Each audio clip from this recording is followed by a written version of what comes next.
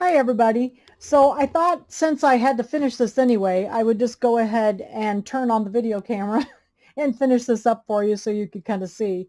I did fix my flange. So this was the flange that I had on backwards. So I fixed it and I've got it all pressed on and everything.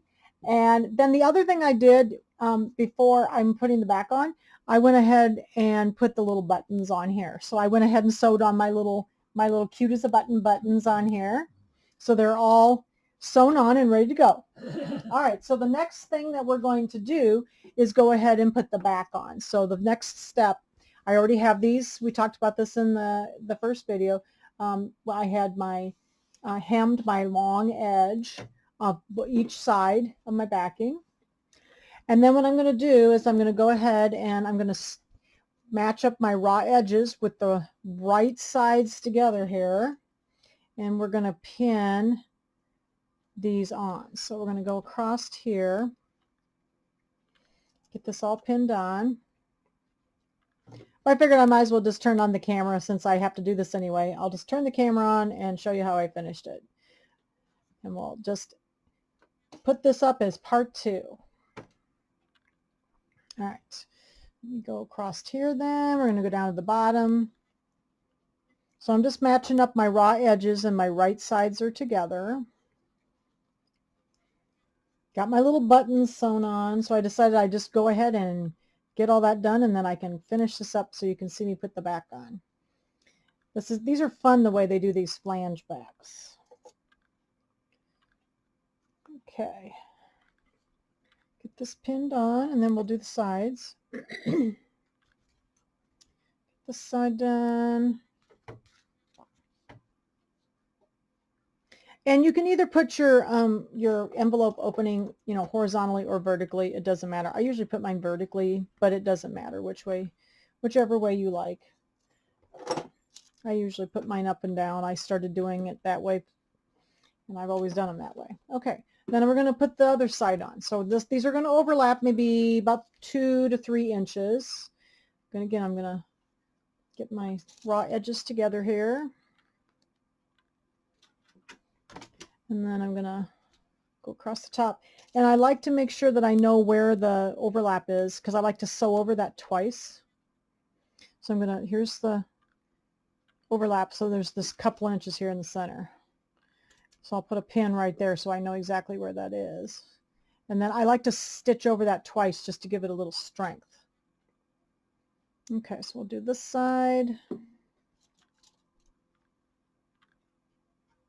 It takes me a little bit to get these all pinned, but I wanted you to see what I was doing. All right, and then we'll do this one. Here's part of the overlap, and then here's the other side of the overlap. Yeah, I like this fabric too. One of the gals, I think it was Teresa, said she liked my backing fabric. I like this plaid, orange plaid backing. All right.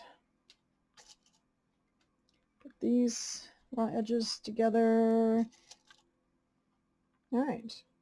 So now we're going to take our 1/4 inch seam. Whoops, looks like I unthreaded my machine. Get this threaded again. We're going to take our 1/4 inch seam with Q02 again, and we're going to sew all the way around this pillow. If I don't stab myself first, here we go. All right, so when we go over these little edges, I'm going to start up here. I like to back up over these so that I sew over them twice, so that makes it a little stronger. I'm just going to tie off, and this is where the overlap is. So we're just going to sew over it. I'm going to back up. And this one's not as important to back up over it as some of them are, just because this one's got the flange on it, but I still do that just for strength, because you'll be taking your pillow in and out. All right, so we're going to go around here. 1/4 inch seam. So I need to move my pin here. There we go. I try not to go over the pins very fast. These are those little skinny pins, so just got to be careful with pins. Don't go over those big heavy ones. I haven't bought any, and these are such good pins too, and they're magic pins is what they're called. Very thin pin, very, very sharp. All right, so here's where that little overlap is, right in here. So I'm just going to go over it. I'm going to back up over it. Give it a little strength. There we go. And around the, so we're just going to go all the way around. Okay. And turn the corner. Whoops. Get it all lined up again.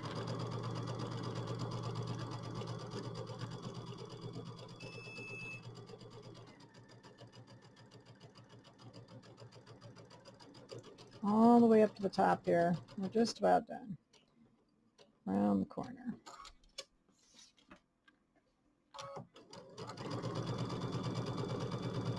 And to the end. All right. So tie this off. Take all the pins out. And then what I'm going to do is I'm going to turn this inside, right side out, and then we're going to do a little stitch in the ditch to make the flange. So give me a second here. I'll take these pins out. We'll turn it. I'm going to show you my little turning trick. And then I will press it. I'll turn the camera off for a minute while I press, and then I will then show you how to do the stitch in the ditch. So when I do the turning, what I like to do is I take my first finger, put it up in the corner, because I don't like to, they always tell you to cut these corners off. Well, if you do, I go through them every time. So I'm going to put my finger in the corner. I'm going to pull the seam allowance down to the seam line and push it into the seam line. So I'm making a corner, holding on to that with my thumb, and I'm going to push it through. Make a beautiful corner, and it's already done, then I didn't have to take any fabric off. So I'm just going to do the same thing on this one. Make this beautiful corner, and then I'm going to use my little seam or my little turner also, just to make sure that they're nice and square, and then I will press this before we go on to the next step. So let me get these turned. Turn my corners in. Okay. And then let me get my point turner. Point turner goes in like that, just to square off my corners a little bit. Okay. Yeah, I like that orange on the back. Okay. So then here is the next step. So the next step is going to be, I'm going to take it over here to the iron, and I'm going to iron that flange nice and flat. So get it all nice and flat all around the outside edge, okay? And then we'll do the stitch in the ditch part.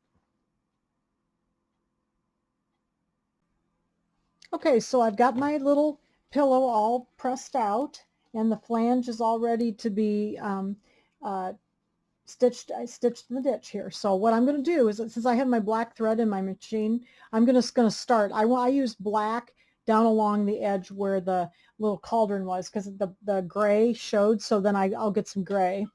Give me a second here. I'm going to put my glasses on. And I did put a few pins in here just to hold this flange together so things didn't scoot on me. I'm going to put my needle back to the center needle position for this, and I'm going to just go right on the edge of that black and tie this black thread off. And I'm going to sew from the top, and then we're going to just sew crossed over to here where the black would be. But I just use black thread for this, so I'm just going to stitch right along that seam allowance between the flange and the center of the pillow. Go over there, and then I'm just going to go down here and stop right at the black. We'll tie off there. Now I'm going to switch over to my gray, and I'm going to continue on from there on around the pillow. Let me get my gray thread here, and we'll do that, and then we'll stitch in the ditch all the way around. But yeah, I tried doing it all in gray, but the gray was just showed on that black, so I went ahead and put black thread in for just the cauldron area. Get this on, and then I'll get the bobbin in. Okay. Gray thread. Find my bobbin here. Here it is.